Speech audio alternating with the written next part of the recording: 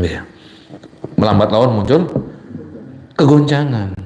Kalau tidak dididik, saat melihat syahwat, hasad, memandang makanan-makanan, ya, yang kata orang muncul nafsu makan itu, kalau tidak dididik, ya, akan muncul kegoncangan di dalam jiwanya itu, dan berbagai macam syahwat-syahwat yang ada itu. Intinya ngeten, jiwa mutmainnah atau an-nafs al-mutmainnah itu adalah satu kondisi psikologis, satu kondisi psikologis yang itu bersifat tenang. Kondisinya ini tenang. Ketenangan jiwa atau kondisi psikologis ini disebabkan oleh dia mampu mengendalikan, mendidik, ya, mematahkan kemauan syahwatnya.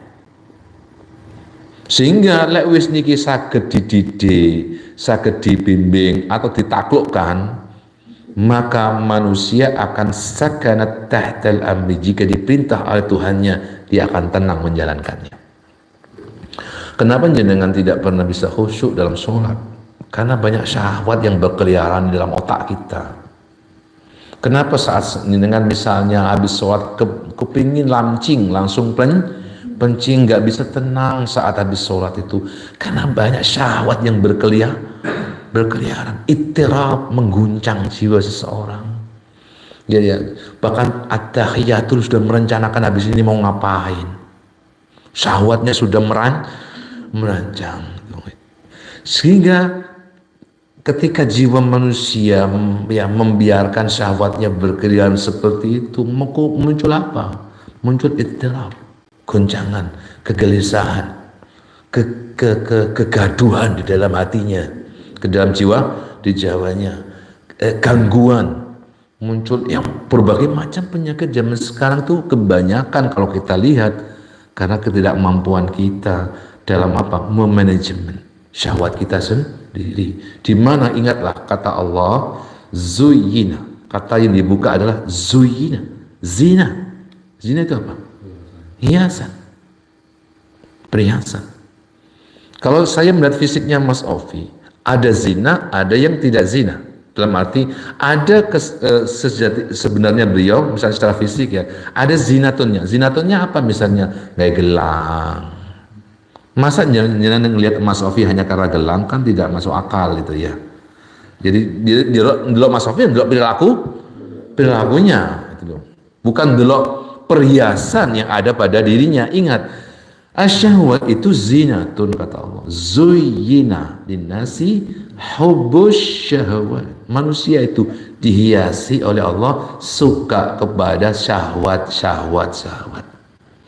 Ya, memang ada karakter itu pada diri manusia. Tapi ingat di akhir ayat itu Allah berfirman, ya, wal hubbus min nisa'i wal bani wal qanatir min adh-dhahabi wal fiddati wal khayl musawwamati wal an'ami wal harth dzalika mata'ul hayatid dunya. Semua perhiasan itu adalah kenikmatan duniawi yang sifatnya dzalika mata'ul hayatid dunya wallahu indahu husnul ma'ab. Ada sesuatu yang lebih baik loh di sisi Allah, yaitu apa?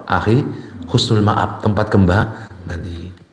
Itu kan sudah tahu kita, artinya Allah itu sudah ngasih tahu pada kita bahwa nanti kamu hidup di dunia itu digoda oleh syahwatmu sendiri. Kamu nggak usah nggak keburu mengkambing hitamkan setan lah ya. Ya coba curiga kepada nafsunya sendiri, syahwatnya sendiri. Tidak usah mengkambing hitamkan orang lain. Sehingga khawatirnya begini, yang sakit itu jiwanya, tetapi jangan memanggil tukang ruqyah. Ya nggak bisa itu duduk ya datang kepada atibauddin, beda urusannya peruqyah dengan atibauddin. Betul ya? Nah, kalau jiwa yang ittirab, goncang, gelisah, ya akan mudah dimasuki oleh jin-jin nakal itu. Baru kalau udah dimasukkan jin ngomongnya ngelantur, itu tukang ruqyah datang. Tapi ingat, hanya bisa mengusir jinnya, penyakit jiwanya nggak bisa. Beda urusan, beda penyakit soalnya.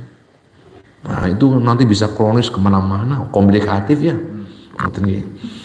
Nah jiwa yang mutmainnah, an-nafs al-mutmainnah adalah jiwa yang tenang saat diperintah oleh Rabbnya, oleh Allah Subhanahu wa Ta'ala.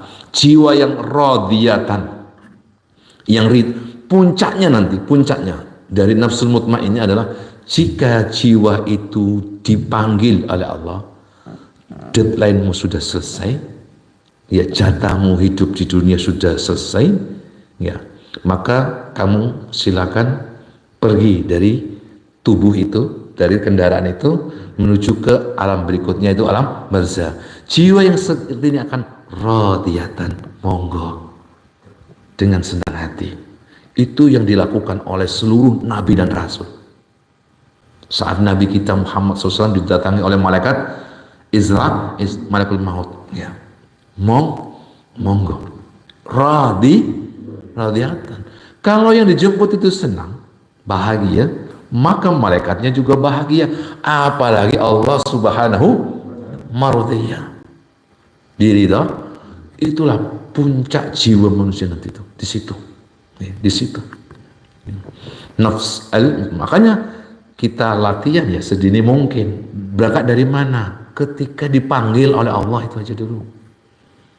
Jadi ketika dipanggil oleh Allah, baik dipanggil dalam arti wajib, dipanggil dalam arti sunnah, ngerti nggih? Nah, itu diperhatikan, dilatih dari situ dulu. Kalau ini nggak dilatih, nggak senam dulu ya sejak awal, nggak dilatih sejak awal, tiba-tiba nanti dipanggil kepada kematian, ya kaget itu nanti, susah menghadapi itu. Saat dipanggil untuk sholat aja nggak ridha itu ya. Saat dipanggil untuk melakukan sholat sunnah qobliyah ba'diyah itu ogah. Apalagi dipanggil untuk mati, semakin ogah lagi. Betul ya? Nah itulah contoh. Nah ini yang disebut apa? Nafsul mutmainnah. Fa'i wan nafsu bil makna al awal, maka nafsu dengan makna yang pertama. Mana yang pertama tadi? Bukan nafsul mutmainnah ya. Nafsul mutmainnah makna yang kedua. Ya. Nafsu dengan makna yang pertama yaitu nafsul mustakbirah tadi itu namanya. Kalau di sini tidak ada di Ihya, cuma kalau Al-Hafidh Murtada Az-Zabidi menyebutnya sebagai an-nafs al-mustakbirah, nafs yang sombong. La yutasawwaru ruju'uha ilallah, tidak tergambar ruju'uha, kembalinya dia ilallahi, kepada Allah Ta'ala. Fa innaha, karena nafsu yang pertama tadi itu mustakbirah itu mubaidatun, menjauh karakternya anillahi, dari Allah. Wahia, iya nafsu jenis ini atau nafsu mustakbirah itu min hizbi syaitan, termasuk golongan setan, kelompoknya setan, ya, termasuk kelompoknya setan. Nah nafsu seperti itu sama nafsu mustakbirah. Jadi nafsu mustakbirah itu yaitu nafsu yang lahir dari perpaduan antara sperma syahwat dan ghadab, ovumnya ghadab, perkawinan dua ini melahirkan nafsu apa? Mustakbirah. Nafsu yang jenis ini, kata Al-Imam Al-Ghazali,